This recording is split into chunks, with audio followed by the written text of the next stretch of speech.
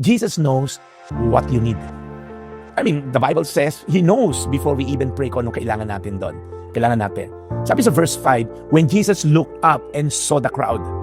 Okay, church, makinig kayo. Nakita niya yung crowd.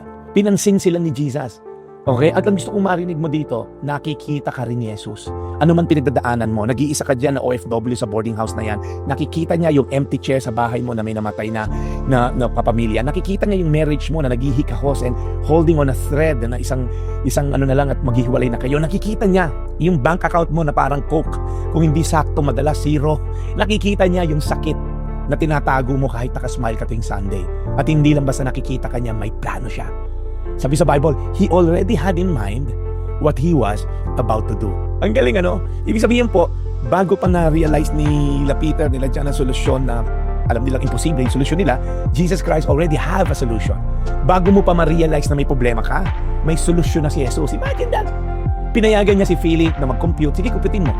Jesus, yung kalahating taon na sweldo ng mga tao, kulang pa para makakurot sila sa pandesal. Pinayagan niya mag-compute. Pinayagan niya maramdaman nila yung impossibility ng sitwasyon. Si Peter, ito Jesus, maliit na bata, 2 isda, 5 tinapay, kakaprompot, 15,000 tayo rito. Minsan alam mo, inaalaw ni Jesus na talagang maubusan ka na ng diskarte bago tuluyan talaga tayo magtiwala sa Kanya. Na-compute mo na ba lahat? Pastor, na-compute ko na. Pag nagkabalikan kami, ganito, ganyan, malabo. Pagka nagbayad ng utang to, malaki pa rin ang kulang. Pag pastor, ganito, ganyan, yung kinumpute mo na lahat ng senaryo, yung pera, yung lakas, yung oras, ang sagot mo, Lord, imposible to.